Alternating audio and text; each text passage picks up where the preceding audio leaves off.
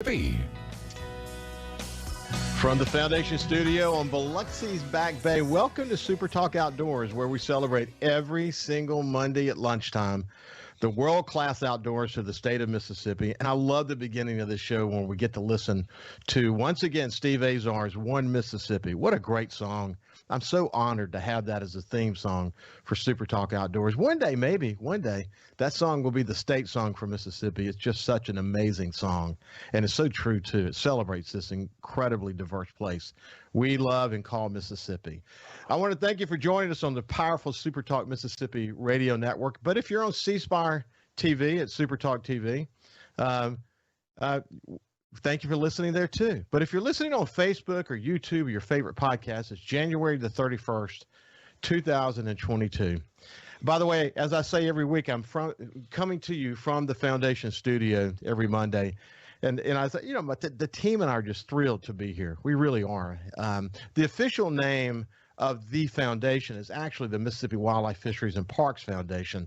They're not to be confused with the Mississippi Department of Wildlife, Fisheries, and Parks. This is an independent nonprofit. They were formed back in 2003, about 20 years ago.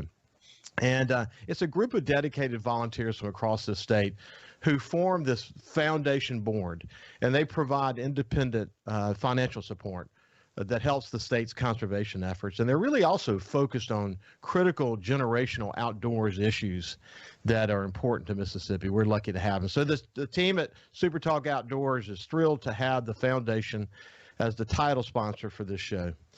I spent the weekend up at my place in the Mississippi Delta as duck season and deer season come to a close, at least for adults. We have the youth duck hunt coming up next weekend.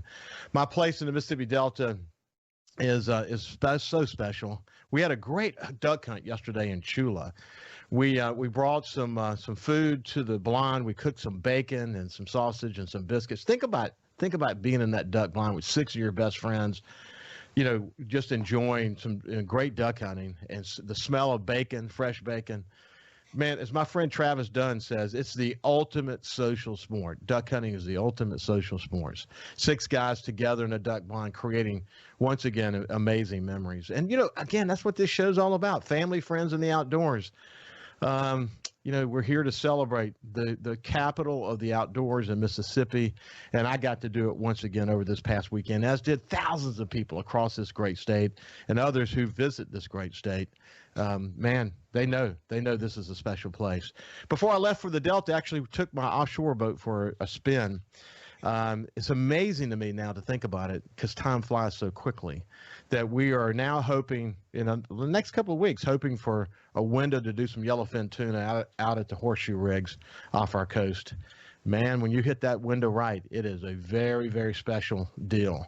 The changing of the seasons in Mississippi. So as duck and hunting and deer hunting come to a close, people are already thinking about turkey and offshore and backwater fishing in coastal Mississippi.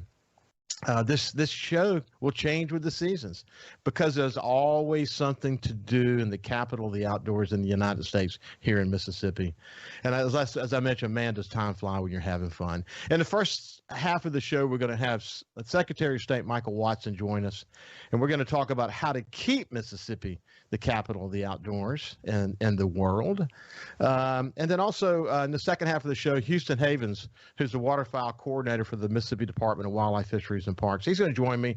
We're going to talk about how did the waterfowl season go. We're also going to talk about the youth hunt, the 2022 Youth Waterfowl Camp that's coming up. I'm really looking forward to that conversation. Without any further ado, let's move over to my friend, Michael Watson, the Secretary of State for the state of Mississippi. How you doing, my friend? Man, I'm great this morning. How are you, Ricky? I'm doing really good, man. I'm really doing good. So look, we are lucky to live in this great state of Mississippi when you think about the outdoors, aren't we? It's incredible. And you talked about it in your intro there. The different seasons as they move along, there's always something to do in Mississippi. And you mentioned it, getting out in your boat. My daughter and I were in our little bay boat back in late December. We caught a little warm spell, as you could imagine. And then, that next weekend I was in a duck blind. So going from the water to the Delta to duck hunt. And then last week I had a chance to duck hunt in the morning and squirrel hunt in the afternoon. So Again, the seasons change. There's always something to do here, and it is the capital of the outdoors. What an incredible place in which we live. Well, my son Jordan, my daughter Tori, she loves to fish, and my sons Jordan and Justin love to hunt and fish. And my son Justin actually lives in New York City, and one thing that brings him back home is deer season. And but my son Jordan gets to go up every chance he goes, he can. And this particular trip, this is last big hunt of the season, and he didn't even take his deer gun out of the case, man. He was focused on afternoon and morning duck hunting the entire weekend, and just absolutely loving it. So I know how he got it. I know how I got it. I talk about it on the show all the time. I mean, I was lucky to have a father who liked to hunt and grandfathers who liked to hunt. And my dad worked really hard, but my grandfathers, when my dad was working, would take me fishing. I fell in love with it. And I often say, man, it's the thing that kind of kept me out of trouble growing up. I would rather, instead of going gallivanting, I'd rather just go do some great fishing or spend the night out on Courthouse Road Pier here in coastal Mississippi and catch some redfish and sharks and whatever. But when you think back on your life, where did the influence for the outdoors come from for you? Got it. So really two great stories, Ricky. One, obviously fishing, and the other hunting, and how we got to start into both of those. But fishing, my dad, again, loved the Pascagoula River. And so we were out one morning, my very first time to go fishing. And the very first time I caught a fish, I don't really remember it because I was asleep in the front seat. And my dad said, hey, look, my cork had gone under, and caught a little brim, my very first fish. And that was it. Off to the races from there. Really, grew a love for fishing, living on the coast, and that's obviously what we do down here. But then deer hunting. My mom's from Noxapater, Mississippi, up in Winston County. And so my dad would take me hunting when we would be at Thanksgiving or different times up there. And the very first buck I killed was with my dad. We were walking into the woods, and it was kind of ridgy in there, and there was an 8-point chasing a doe coming down a ridge. And my dad just, I didn't see him. My dad saw him first, and all I heard was stop. So I stopped, and he, did his little finger motion and told me to look over there, and I saw it and got real nervous. And he was, again, kind of trotting after that doe. Well, my dad had a grunt, and so he grunted, and the deer stopped, and all I heard was shoot. So I had my gun up, and it was a 30-06 my grandfather had given me, and it just a magical memory of those times. I hit the deer, but my dad shot as well. So I think we both actually killed the deer, but just a great memory. Well, I mean, that's what it's all about. And what I'm impressed by, Michael, is that you've been really focused on making sure Mississippi maintains this whole notion of being the capital of the outdoors in the United States. That what we need is a unified sort of conservation plan about wildlife, habitat improvement, and other things like that. We had the Conservation Trust Fund that was introduced last year in the legislature. It passed the House 117-2, but it stalled out in the Senate. This is an effort to create a dedicated funding source, create the opportunity for us to be able to focus on being innovative as it relates to creating better habitat for wildlife. There are other aspects to it too, involving clean water, et cetera. Right. But simultaneous to that, you actually did something incredibly impressive. You brought together some of the top conservation leaders in the state, organizations and people, and you really charged them with trying to, and I have the summary, and the summary is very impressive about conservation priorities, but you charged them with sort of summarizing for you where the opportunities might be. What led you to do that? Yeah, a couple of things. Number one, obviously, I watched that debate from afar last year and didn't pay a whole lot of attention to it. But, as a hunter, as a fisher, obviously that something like that comes up, you want to listen to it a bit. But after that was really where it triggered for me. I was down in Mississippi State, the Extension Service here, and I met with Renee Collini. I'm not sure if you know Renee or not, but she was talking about some of the issues in conservation along the coast. And one of the things that she said was, look, individually, there's really not much we can do to make this better. But together, collectively, if we have a focus on conservation, we can really do some good things. And when she said that, it really just triggered my mind. Wait a minute, how do we do this? How do we move forward? And so out of that was born the Conservation Task Force. And you mentioned it before, we've got some of the brightest, sharpest minds in the country, not just in Mississippi, but in the country. And it's a group of state agencies. So you got DEQ, Wildlife, Fisheries, and Park Forestry. You got a bunch of groups. that are there from the state side, but you also have these NGOs, Ducks Unlimited, TNC, Mississippi Wildlife Federation. The list goes on and on and on. It is a big list. And so I thought, one of the things I've seen in government over the time here that I've been in state service is, look, too many times we silo off over here. This is our area. You don't touch this, and this we're going to work on this. You don't touch that, and we miss the opportunity for teamwork. Let's do this, Michael. Let's do this. That's actually a really good point. This notion of bringing them together as a team to say, where should our priorities be? How do we create a long-term and sustainable conservation effort in Mississippi? When we come back, we'll continue the conversation with Michael Watson, the Secretary of State for the state of Mississippi. See you after this break.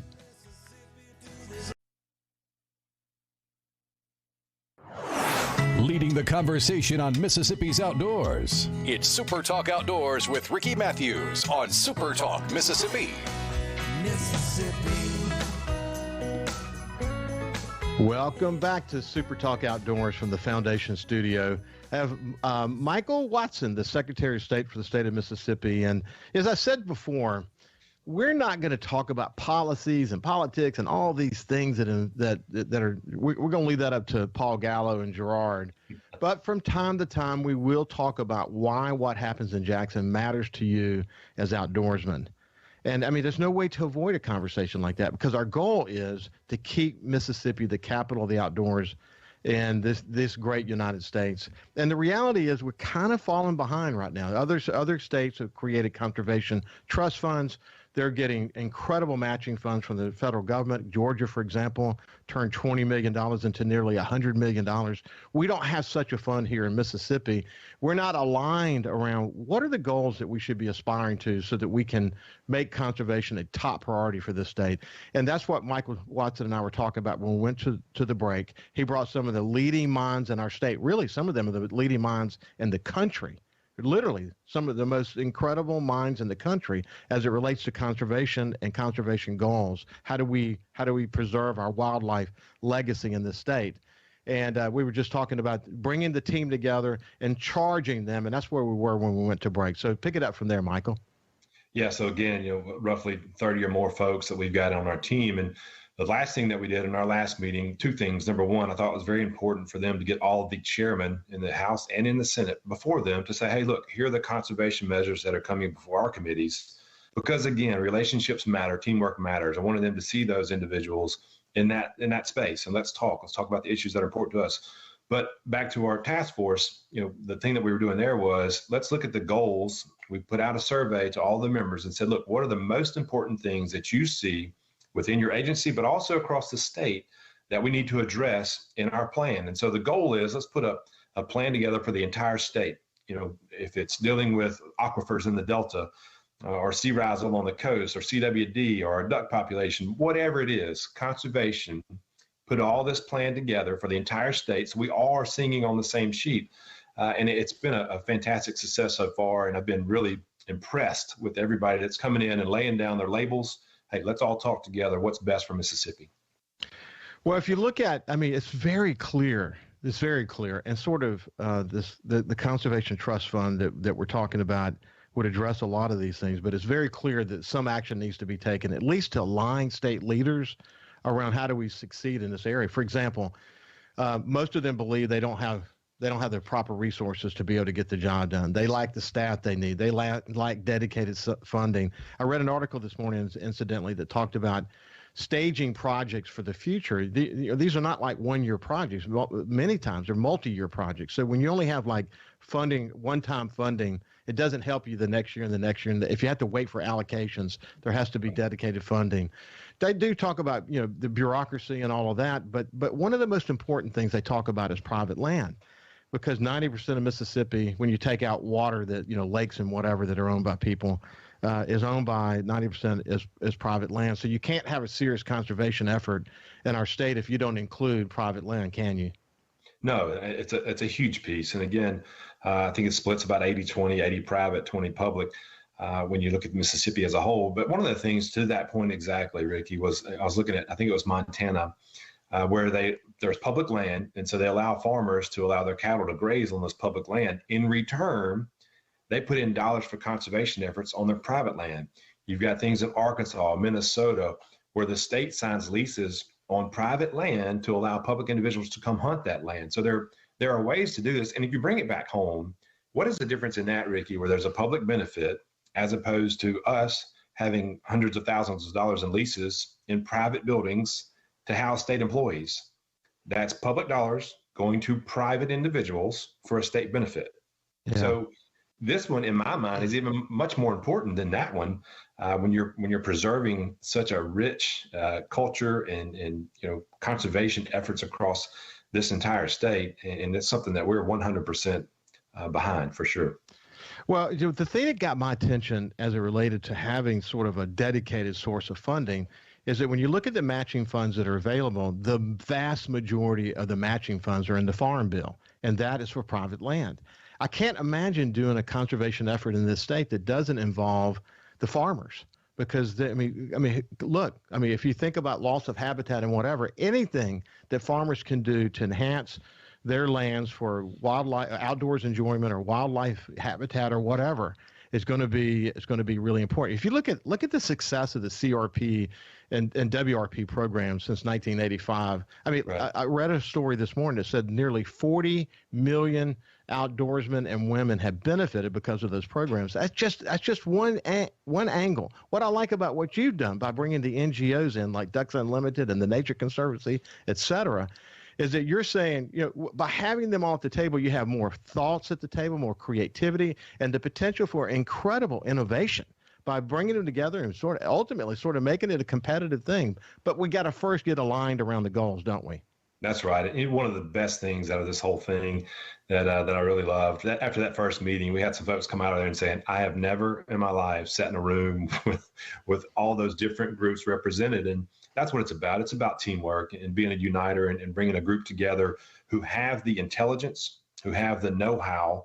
We just got to figure out, how do we fund these things, and what is the plan by which we can follow to make them all happen over time. And so really excited about our efforts. And again, it's teamwork. It's a great group of individuals working together on behalf of all Mississippians.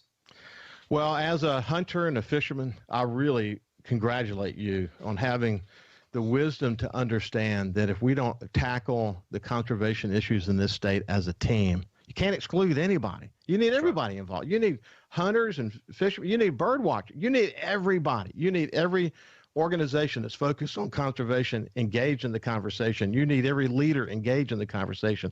You need the legislature aligned.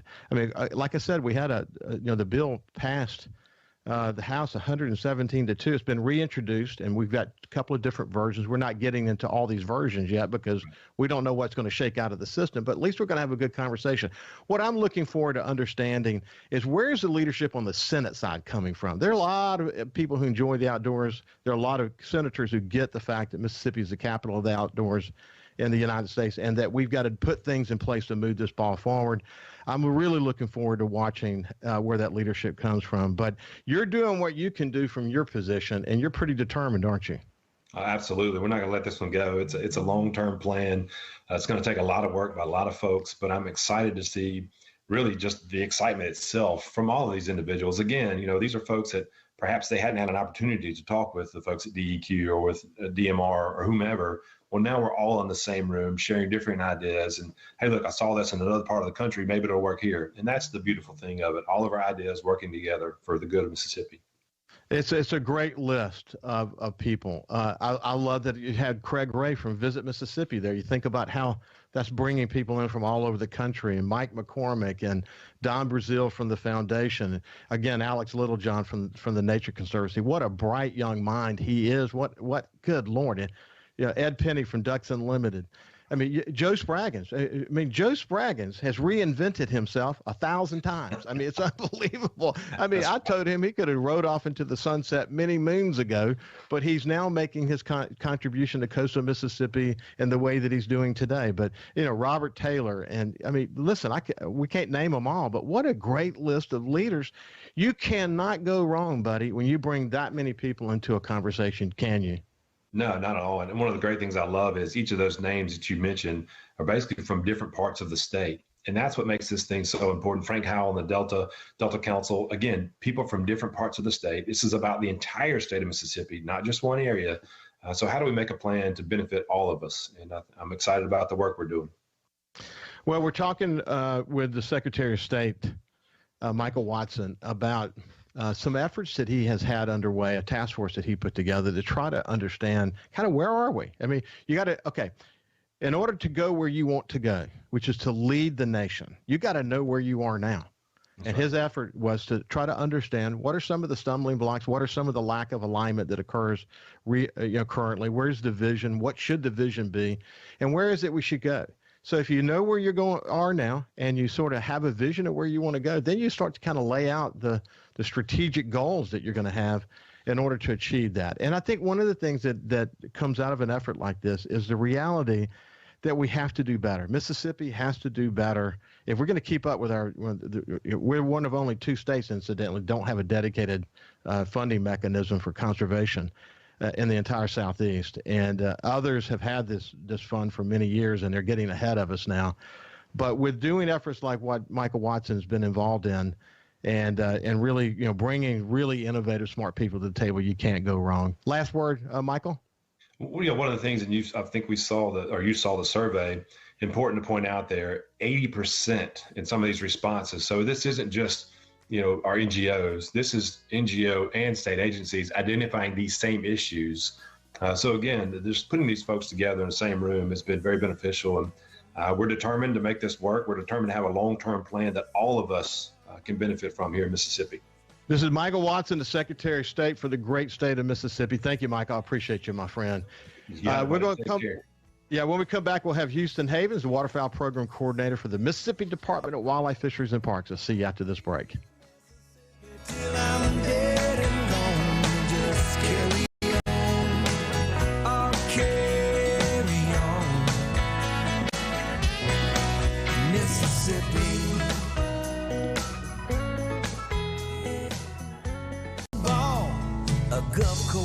Welcome back to SuperTalk Outdoors from the Foundation Studio. I really enjoyed that conversation with Michael Watson, the Secretary of State of Mississippi, and I congratulate him for his leadership in bringing these incredibly important leaders, conservation leaders in our state together into one room, and from government, from non-governmental organizations, and just leaders in general.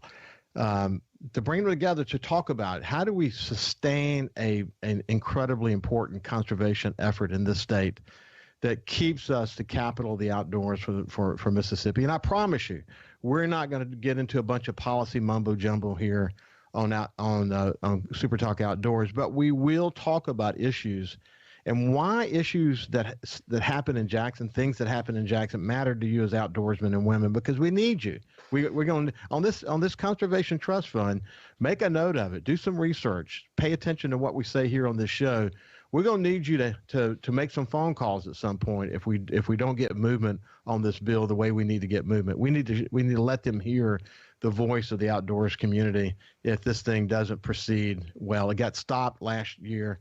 Hopefully it won't get stopped this year. We need a dedicated funding mechanism. And I congratulate the Secretary of State, Michael Watson, for the work that he's doing to create alignment and to understand better where is it we are now and where do we need to go and how do we best get there. I think it's terrific, and that's what it's all about. So now let's shift gears. I want to move over to my friend, the Waterfowl Program Coordinator for the Mississippi Department of Wildlife, Fisheries, and Parks, Houston Havens, and just say, first of all, good afternoon, Houston. How are you?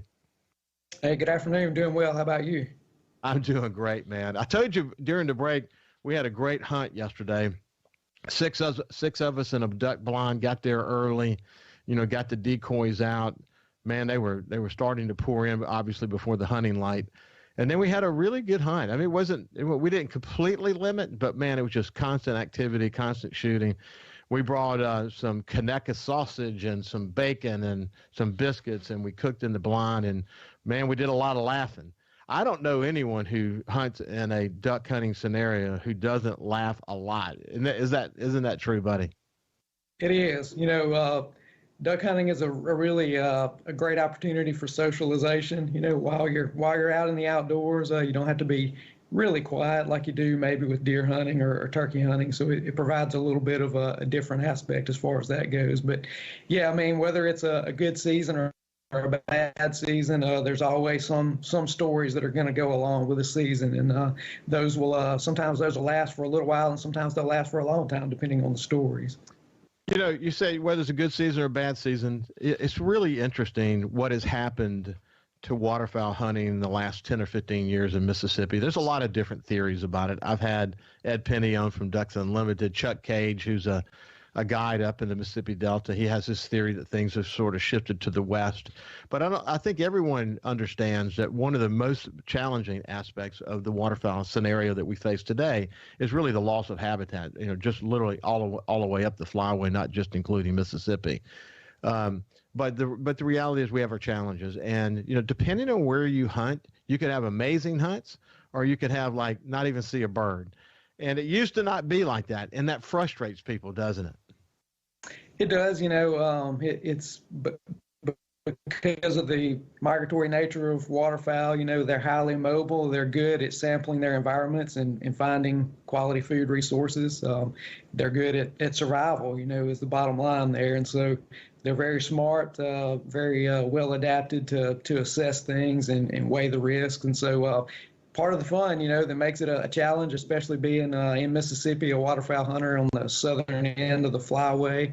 We usually get the most educated birds by the time they get here, and so that's you know, part of the challenge that makes it fun. Hey, I want to talk about how this season went. We'll talk about the upcoming youth season and also the Youth Waterfowl Camp. But before we do that, where did your love of the outdoors come from? Well, I was born and raised on a farm in Mississippi, and so I kind of fell into it naturally. As with most people, I would say, you know, just having a family that had a hunting tradition background was really easy to get involved with that. And then as I got into probably later in my years in high school, I started to realize that there were, you know, people that actually, you know, work in conservation for a living. And so that really was right up my alley. And so I really took a hold of that and pursued that as hard as I could. You know, if you look at, I've had so many incredibly dedicated people who work for the Mississippi Department of Wildlife, Fisheries, and Parks. They all have this similar story in that they grew up hunting and fishing. They fell in love with it. It kind of became sort of their passion. It's still their passion today. But along the way, you know, so many of them went to Mississippi State, some went to other colleges, and they specialized in something that ultimately brought them to the department. And now they're smart people. You know, what's interesting about people who are at the department, they could have gone off to be doctors and lawyers and whatever they want to be. But they love the outdoors. They fell in love with conservation and the role that they could play in making Mississippi the best it could be. And you know, really, that's pretty evident with your brethren there at the department, isn't it? It is. You know, we've got, like you said, a lot of really good, talented, really smart people working in conservation, not just in Mississippi, but we work, you know, outside of the state borders with people in other states because we're kind of all in this together as far as conservation, especially when it relates to migratory birds like waterfowl. And so, yeah, a lot of people that are really dedicated could have done, you know, maybe other things that people would, you know, qualify as being more successful, but they just followed their passion, and we've got a lot of good people who are, you know, really dedicated to it. We'll come to next in just a second about what's your assessment of this particular waterfowl season. But what's your theory? What's your going theory when you're at a dinner party with someone and somebody says, "What's happened in the past 10 years in Mississippi?" What's your answer? How do you answer them? Well, like you said when we started, a lot of different reasons. It's a really complex situation. Starts with migration, the reason why birds migrate in the first place. Much of that is weather related. You know, not just weather here in Mississippi, but it takes, you know, good snow cover, ice cover, and for a sustained amount of time. That's a part that a lot of people don't really think about. When they think about migration, they'll, you know, pull up a weather app on their phone and see a couple of days of freezing temperatures and get really excited. And, you know, that with good reason. I mean, you can definitely get some pushes of migration, as we like to call it, from a couple of days of cold weather. But it's really the more overall long-term picture of, you know, what weather conditions are and how long they're sustained that are really fueling a major migration. So that's part of it on the front end. Habitat loss, like you said, all the way from the breeding grounds to wintering habitat in Mississippi. Things are changed, land practice uses change, especially in the Mississippi Delta. We don't see as much winter water on the landscape as we used to see, and so that, especially in a year like this year, when we're relatively dry throughout the winter, don't get a lot of natural overbank flooding from river systems. There's just not as much of what we would call setting the table for quality waterfowl habitat in a lot of areas. Yeah. It's interesting. I wonder too, it may be related, by the way, to not having super cold winters, certainly at the beginning of the winter up north, and you mentioned the weather aspect to it. But we have 100-acre cypress lake at our main farm, and it used to be that ducks were there pretty regularly and had some really good hunts. Not that there's not a few ducks from time to time, but our neighbor told us it was either last year or the year before last that in February he saw thousands of mallards just suddenly get there. So what that tells me is that they were coming, they just came late. And then last year, we leased a new farm over in Chula last year, and for first hunting this year. There was some sheet water adjacent to this farm, and we walked out, we pulled out, and on this sheet water, layers and layers and layers of mallards. I mean, just cupping and swirling and landing in the buddy. It was unbelievably beautiful. But it was nearly the end of February. So are the ducks maybe still coming to some extent, but they're just getting here later? So that is one observation that we hear a lot, especially after a tough duck season. We'll start to, hear people, they'll call our office or, shoot us an email talking about seeing exactly what you just described. Some years that very well could be the case. You'll remember back last year we had a really hard freeze in February, and, we definitely feel like, some birds were probably pushed back south when that event occurred. But a lot of Februaries, we get what we would term the board pulling effect. Today's the last day of duck season, and so a lot of land managers will be draining the water off of their wetlands and moving on to other things. They're going to be farming or whatever their intent for that land is. And so what we see is a really big decrease in the amount of available habitat in February. That is a big deal, and most of the experts that I talked to have talked about that. Hey, we are talking with Houston Havens. He's the Waterfowl Program Coordinator for the state of Mississippi. When we come back, we'll get his read on this season, and we'll talk about the upcoming waterfowl youth season. We'll see you after this break. Whistling that sweet soul for him. We live in one of the best places in America to enjoy the outdoors. So let's talk about it. It's Super Talk Outdoors with Ricky Matthews on Super Talk Mississippi. Welcome back to Super Talk Outdoors. We have a great visit from Houston Havens, the Waterfowl Program Coordinator for the Mississippi Department of Wildlife, Fisheries, and Parks. And when we went to break, we were just sort of talking about what is the situation. And you think about winter coming kind of late in the season. You're not getting the cold air. The cold weather up north of us is pushing the birds down. You have also combined with that a loss of habitat, and then the point that he made toward the end, pulling the boards, because there's a lot of sheet water and flooded timber that's created. But once the farming operations start to kick back in, those boards get pulled and those valves get opened up, and some legs and sheet water gets drained, and that's a loss of habitat. So, and as you pointed out, ducks are really, really, really smart about how to stay alive for the most part, and they pick up on that from one year to the next, and it does affect what their patterns are going to be. But let's come back to what's your read on this season, this 2021-2022 season?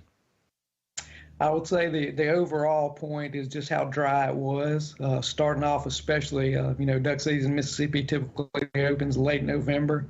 And part of we had a bit of success actually in the beginning of the season because of the dry weather. Things were just so dry. There were a lot of, agricultural operations still going on with getting crops out of fields.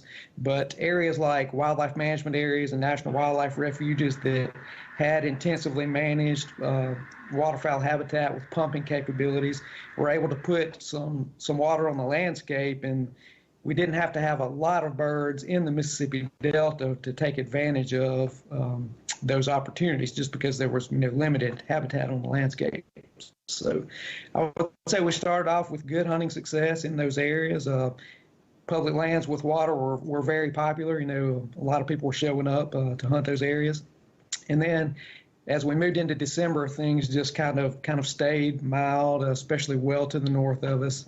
And so we didn't really see a large push of migratory birds coming into the state, basically for the majority of December. And so that was kind of what hunters would call a lull in the season.